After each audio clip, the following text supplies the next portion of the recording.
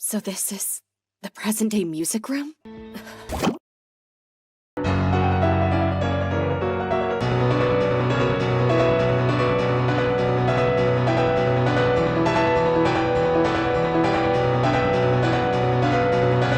Just act like you didn't notice. Pretend. Well, seems someone was surprised by the sound and looked inside of the room. I was able to confirm this. It would appear that there's somebody who knows you're making a move, and they've come here to check up on you. And now, I've seen the enemy's face. A video on Cynthia would be cool. Do Cynthia and Platinum. We all know Diamond and Pearl sucks in comparison. Can you make a video about Cynthia now? Something similar happens with Cynthia. Players go unprepared and get smashed by her. She may be a good topic for a video. Indeed, she is. Cynthia is the champion of the Sinnoh games and needs no further introduction beyond that. Her reputation already precedes herself. Out of all trainers to exist within the Pokémon franchise, she is probably the one who comes closest to being considered the most powerful trainer within the fanbase's eyes, and with near universal consensus too. In fact, Cynthia is so feared that some people will, to this day, experience video game PTSD upon the sound of a piano. I feel like there is a rival battle in between there somewhere too. Cynthia took it. But if you are a newer player, this might be a bit hard to understand. Why exactly does Cynthia have such a reputation to begin with? Well, obviously it's because of her Garchomp, duh. No, well, not exclusively at least. Garchomp is just one of many factors that contributed to this. There are actually a good number of things that the game's designers did to establish and cement that reputation within the player base's eyes. So let's examine them. Let's shift our perspective from modern day Switch players back to the early days of the DS era, to the perspective of a player about to face off against Cynthia for the first time.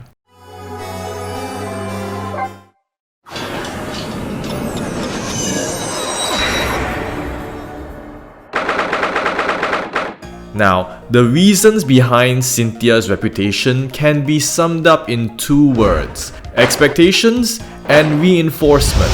Prior to entering the league building and starting the Elite Four challenge, we, as players, have relatively low expectations regarding Sinnoh's champion battle compared to others. This might seem like a completely ludicrous proposition considering Cynthia's modern-day reputation is so well known, but hear me out.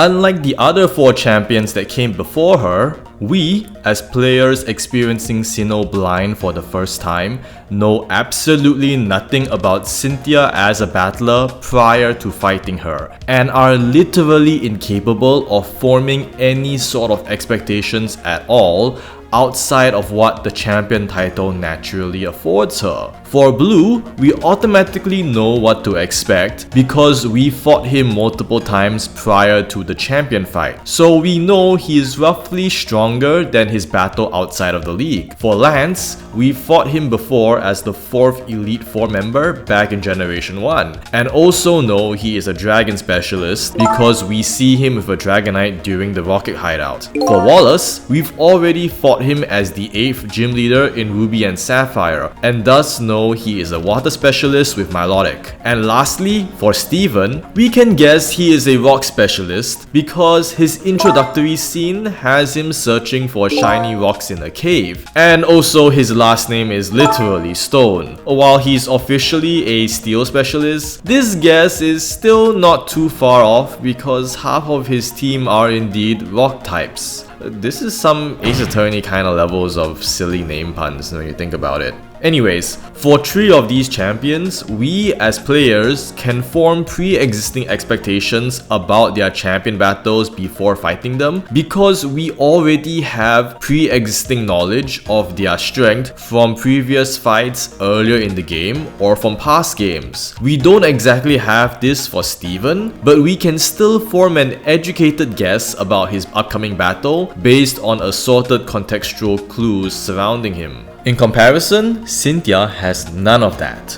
Every cutscene she's involved in prior to her champion fight focus around her interest in mythology. Her first appearance has her introduce herself as a person who studies mythology and call attention to Eterna City's ancient statue. Her second appearance sees her talking about studying the folklore behind the lakes. Her third appearance is a request for you to deliver an old charm to her grandmother in Celestic Town, a location closely connected to the myths of Dialga and Palkia. Her fourth appearance is right within Celestic Town itself, where she recommends visiting Canalith City's library to learn more about ancient history. And lastly, in Platinum, she joins you at the Spear Pillar and serves as your guide through the Distortion World, where she provides exposition regarding the legend of Giratina. She also appears outside the Send-Off Spring, a place deeply connected to Giratina, just to block you from accessing it before you defeat her. All of these cutscenes focus on establishing her personality and building her up as a character, and don't mention anything about her battle skills at all. Cynthia repeatedly highlighting her love of mythology was a simple yet effective means of establishing personality for a Pokémon character by the standards of the DS era. On a personal level, this is a primary reason why I like her as a character.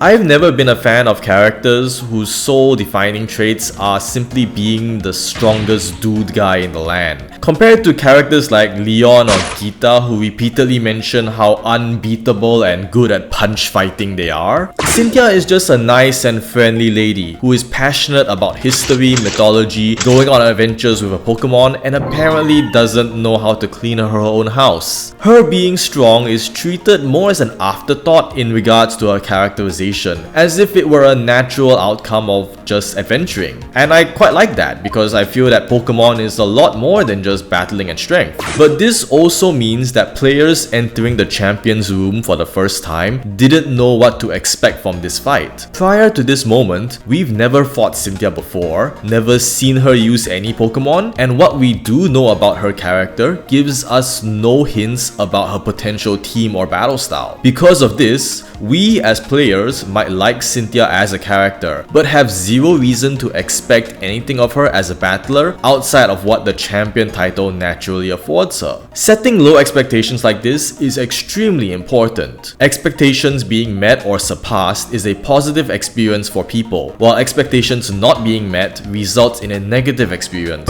Reality is often disappointing. Because there are no reasons to build high expectations prior to this fight, the resulting battle can easily meet or surpass a player's expectations. Gita, go and take notes and learn from Cynthia's example regarding this. Reality is often disappointing. Now, with expectations properly tempered, the designers can proceed to make a big impression. So, quick 5-second pop quiz for you, my dear viewer. Let me ask you, try to recall Cynthia's team blindly from memory alone. Tell me, besides Garchomp, what is the first Pokémon that immediately springs to mind? You can let me know in the comments if you want, but I suspect for many of you, the answer is Spritomb. If you've studied psychology, you might have heard of something called the primacy effect, or the serial position effect. Essentially, it concludes that the human psyche is naturally inclined to remember the first and last items within a sequence, because the first item forms an immediate first impression, while the last item stays the freshest in your mind. This psychological theory will also apply to a player as they experience a game. On a macro level, players are strongly inclined to remember the introduction and finale sequences of games compared to the middle sections, with the exception of a few key highlights and boss fights here or there. And on a micro level, this also affects the experience of a boss fight. When it comes to making a memorable boss fight, the most important moments of the fight are actually the first and the last few moments of the fight. The first few moments essentially set the tone of the fight to come, while the last few moments are either the point of defeat or the point of victory. A great example of this effect in action can be seen in Undertale. Notice that in this game, many major bosses start their respective boss fights in a unique way, sometimes involving a new mechanic or two. Papyrus turns you blue and nails you with a sneak attack. Undyne forces you to block projectiles instead of dodging. Asgore completely destroys the mercy button. And Sans opens the battle with his now internet famous strongest move. If you've played Undertale before, all of these moments will stand out as some of the most memorable parts of their respective boss fights, because they cause the player to sit up and pay attention and rapidly establishes what the fight is going to be like. Pokémon, however, rarely makes use of this effect. The pattern for most bosses is to open up with a relatively weak and forgettable Pokémon and subsequently scale upwards to their ace. However, there are a few notable exceptions. Red leads off with his iconic level 88 Pikachu, indicating that he is an insanely high level super boss. And N's final battle opens with a duel between the two legendary dragons, setting the tone for a climactic final duel between two chosen heroes. Cynthia is also one of these exceptions. Having Spritomb as a first Pokemon makes for a memorable first impression to her fight. It is intimidating to a first time player for several reasons, with the most important of all being that it is completely unknown to you. In the original Sinnoh games, Spritomb can only be obtained via performing an obtuse sequence of events which isn't hinted at anywhere in the game at all. You need to obtain an odd keystone, place it within the Spirit Tower well, and then talk to 32 people in the underground. This bizarre sequence of events was made with a specific intention from the designers. Cynthia is intended to be every player's first time encountering a Spritomb. No other trainer in the game has one, and because of how obtuse the above conditions are, there is a near 0% chance of any new player ever seeing a Spritomb prior to Cynthia. As far as the game is concerned, there is no hint that something like Spritomb even exists besides its relatively early Pokédex entry of 108 staying suspiciously blank for the entire game. This means that from the perspective of every new player, Cynthia's opening move immediately catches your attention and makes you sit up, because the thought of what is a Spritomb immediately enters your mind as you are greeted with the sight of this surreal and terrifying monstrosity. From a visual standpoint, Spritomb looks radically different from almost every other Pokemon you've encountered in Sinnoh, leaving you unsure of how to fight it. Many players' first reaction in response to seeing a new Pokemon is to figure out its typing by trying out all kinds of moves to try to hit it super effectively. However, Spritomb being Dark Ghost means it has no weakness and in fact has 3 immunities. Or at least it did prior to Generation 6 introducing the Fairy type. But the point is that the player doesn't know that. Additionally, its stats mean that it doesn't take much damage from either physical or special attacks, and can hit back reasonably hard. To a new player, Spritomb is not only an unknown and visually unsettling Pokemon, but you can't find its weakness, it might be immune to some of your moves, and it doesn't take much damage either. By Pokemon standards, this is a pretty unnerving start to a fight, and creates a somewhat intimidating first impression going in. While the 0 position effect might state that the middle positions are less memorable than the first and last, the next members of Cynthia's team aren't unimportant. They reinforce 3 key impressions which Spritomb set up, being that this is a team of rare, multi-type, boss caliber opponents. So get this, half of Cynthia's team is a boss rush. Take a look at the teams. Roserade, Lucario, and Milotic are Pokemon which were all fought as powerful bosses in the past. Roserade and Lucario were the statistically overpowered bosses from Gardenia and Maylene's gym battles, which you had fought and possibly had difficulty with earlier in the game. Meanwhile, Milotic was Wallace's ace, and thus the final boss of Emerald, the game which came before this. Because these 3 were all bosses from past fights, you will be inclined to view them with seriousness in this present fight. Essentially, if Spritomb relies on being completely unknown to establish an intimidating impression, then these 3 rely on being already known as being difficult bosses to reinforce that same impression. Rarity and uniqueness are the next factor, which every member of this team is. Spritomb is something you've never seen before.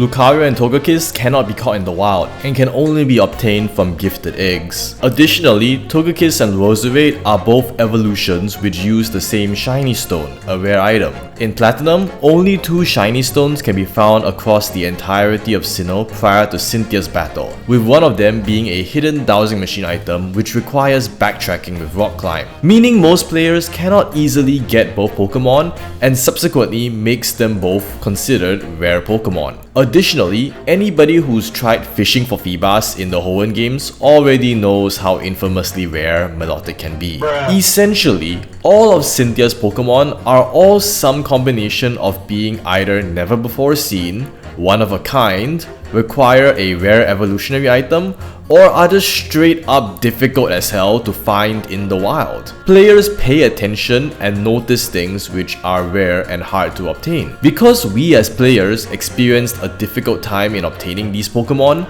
they stand out, and any trainer who subsequently has them catches our attention. We will likely overlook a trainer sending out a Medicham, but take notice whenever that same trainer sends out a Lucario. Players tend to instinctively correlate rarity and power together. Cynthia having a team full of extremely rare Pokemon like this creates the impression of her being a powerful trainer. Lastly, this is a multi-type team. This doesn't need much explanation. Every Pokemon here is just mindful not to share types with another Pokemon. Multi-type teams are typically much more challenging than single-type teams because you cannot easily sweep through everything with one Pokemon. Because every Pokemon on this team is different types, there are a wide variety of weaknesses, resistances, and immunities at play, necessitating a variety of counters instead of just one. For example, if you try to sweep everything using only Infernape, you might find yourself getting stopped by a Milotic or Togekiss. Every one of these Pokemon also packs a wide range of type coverage, including at least one counter option against a type they are normally weak against. Roserade has Shadow Ball to hit Psychic types, Milotic has Ice Beam to handle Grass types, Lucario has Psychic for fighting types, Togekiss has Aura Sphere to take on Rock types, and even Gastrodon has Sludge Bomb for Grass types. When fighting Cynthia, there is a fairly high chance that players will switch their team around to an obvious counter, only to get smacked in the face with a super effective hit for their trouble. The sole exception to all of this is, well, Gastrodon. The evolution of an unremarkable, common Pokemon who shares types with 2 other team members and is typically used by random trainers across the game. Even its coverage moves kinda suck because some of the most commonly used grass types in the game take neutral damage from the poison type Sludge Bomb. Bro really thinks he's on the team, huh?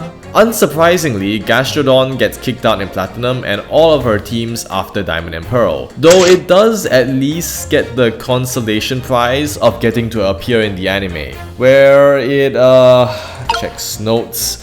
Loses twice against Iris's Excadrill and Ash's Pikachu within around 1 minute and 30 seconds respectively, despite having type advantage against both opponents. Why are you here again? So Spritomb is the first, the other 4 are the middle, which leaves Garchomp as the last. In the modern day, it has fallen on somewhat hard times, but back during Diamond and Pearl, it was one of the most powerful Pokemon in the game. As Cynthia's ace, Garchomp follows Spiritomb's example when it comes to making an impression. Like Spritomb, Garchomp is a rare Pokemon not used by any other trainers within the game, the closest being a few trainers in Victory Road using Gabite. And since Gible can only be found in a very well hidden cave with a low encounter rate, most first-time players are unlikely to have a Garchomp unless they consulted a guide. Cynthia is likely to be a player's first time seeing a Garchomp, and like every other member of this team, it shares no types with any other team member, and has a great selection of coverage moves to hit many types super effectively, as Flamethrower and Brick Break are both useful against ice types. The key difference between Garchomp and everybody else is that Garchomp just has crazy huge stats. Like with every other pseudo-legendary, Garchomp has a huge 600 base stat total. However, the big difference between Garchomp and fellow final bosses Dragonite and Metagross is that Garchomp is more offensively optimized. Dragonite back in Generation 2 lacked any noteworthy same type attacks at all, and Lance simply made do with a variety of high power moves, Dragonite's naturally high stats, and, well, having 3 of these damn things. Whereas Metagross's Steel and Psychic are notably awful offensive types, especially because Psychic scaled off its weaker special attack stat back then, meaning it played more akin to a heavy tank and resisted your attacks while slowly crushing you with Meteor Mash, with Steven's team generally opting for a slow, bulky playstyle. In comparison, Garchomp hits hard and fast. 102 base speed isn't the fastest thing out there, but it is faster than most things, and outspeeds most Pokemon you would likely have on your team, considering the limited Sinnoh Dex. Additionally, its typing is also very well suited for offense. While Metagross had to grapple with 2 mediocre offensive types and its weaker special stat,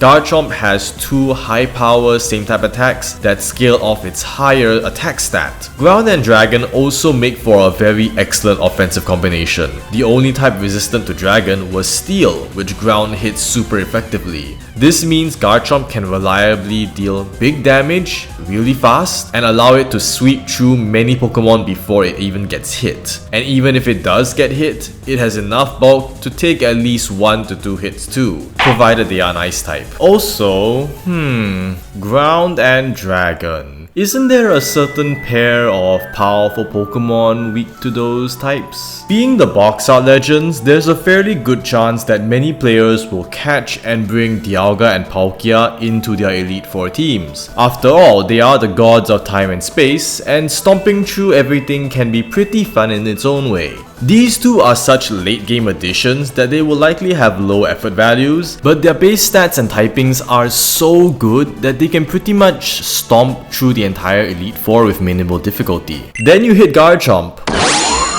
Can my Dialga take this out? Nope.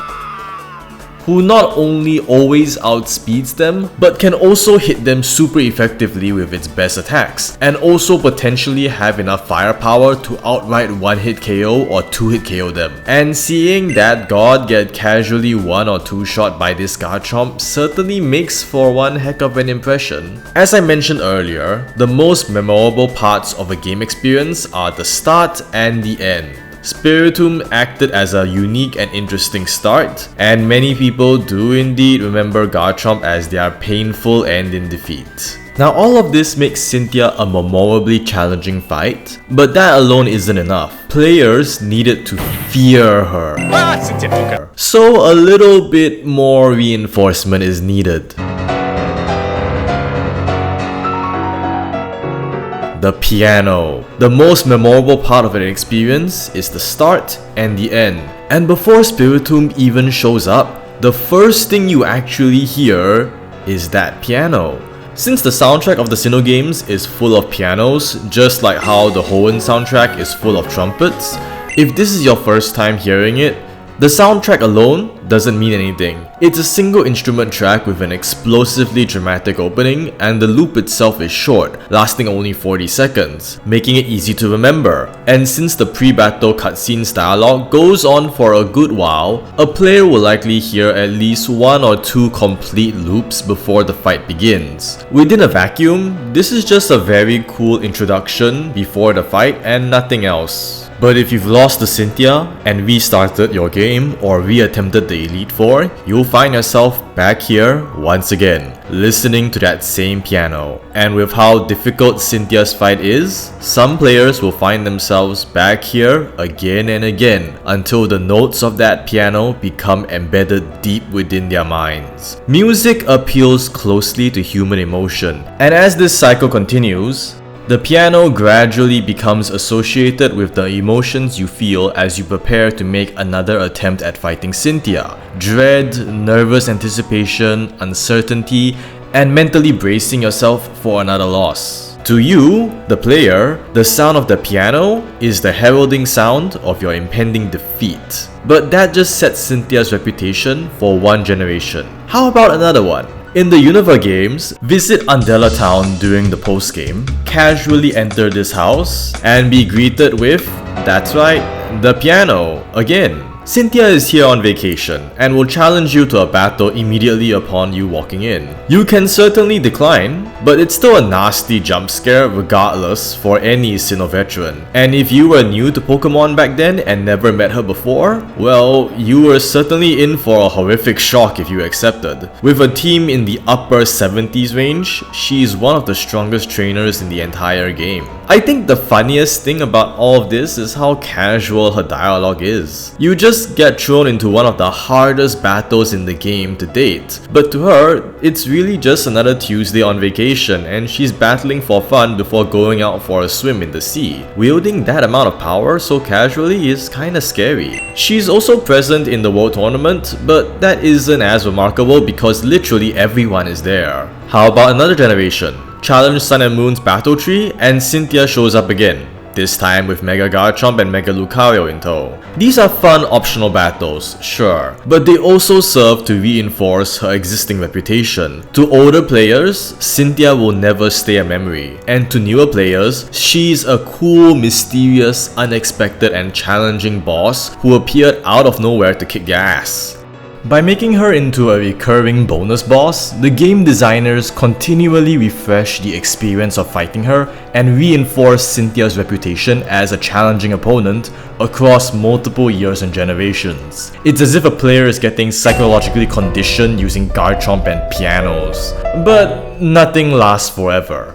As the years pass, new players enter the Pokemon player base, many of whom have never heard of Cynthia ever before. So, with inexperience comes misplaced confidence. Some players might just casually look up her team online, say that Garchomp is easily dealt with an ice move, and declare that she's not actually that difficult in retrospect and she's overhyped. They take the ability to have all of this knowledge for granted, and fail to realize that the lack of knowledge about her team was a big factor in what made Cynthia so intimidating at the time. So, with the remakes in Brilliant Diamond and Shining Pearl, the game's designers had to resort to different means. Cynthia's reputation by this point was so well established that players now had high expectations for the remake's rematch. The low expectations which the original games managed to establish no longer apply here. Everyone who plays these games already know that Cynthia is one of the franchise's most powerful trainers even when she's just casually walking down the street. The designers at ILCA needed to live up to her reputation, and what resulted was the creation of what is possibly the most difficult Elite Four ever made, featuring optimized IVs and EVs, held items, hidden abilities, and competitive movesets right from the first match. It is honestly shocking how rapidly these games went from 0 to 100 in terms of difficulty right at the very end. And that's even before we get into rematches, of which there are 2 sets. The first rematch features upgraded versions of everyone's Platinum teams, and the second rematch goes even further beyond, upgrading each Elite Four member to teams of 6. Flint even straight up gets a Sun team. How wild is that? By the end of everything, Cynthia, at her absolute strongest, clocks in with a team in the level 84 to 88 range, tying with Red in terms of highest level Pokemon and even surpassing him in terms of combined team levels, officially making her the highest level trainer within the entire franchise. You see, this is what happens when a reputation builds too high. You end up needing to pay that off, and Cynthia did so with plenty of interest. If you've ever watched my video on the Elite Four experience, you might know my opinions regarding good boss rush design. Personally, I felt this was overkill. The first round should ideally be kept reasonable to allow players to complete the game, but the BDSP Elite Four go too crazy from the outset. I am not looking forward to walking into that house in a potential black and white remake. So to recap, Cynthia's reputation is enabled by far more than just Garchomp alone. Her story characterization leaves us with no high expectations for her battle, which means the resulting strong impression will come across as all the stronger. By leading with an impossibly rare Pokémon like Spritomb, Cynthia makes a great first impression, which is then reinforced by a team of powerful and rare Pokémon, and then capped off with Garchomp as the finale. This legitimately challenging battle is then associated with her piano theme, establishing an emotional reaction in players who had lost and subsequently reset the battle. And lastly, Cynthia's reputation as a powerful trainer is then reinforced again by her various battles across future games, continuously keeping her in the player base's minds, ultimately culminating in one of the most difficult battles in the entire franchise. By both managing and subsequently surpassing expectations, connecting the experience with music, and continuously reinforcing this experience across multiple games, the game designers cultivated a fearsome reputation in what is possibly the Pokémon series' greatest ever champion. Truly, I don't think there is any other trainer within the present capable of evoking the same level of emotional reaction in a player as Cynthia. Nor will there ever be such a trainer in the future either. But what about the distant past?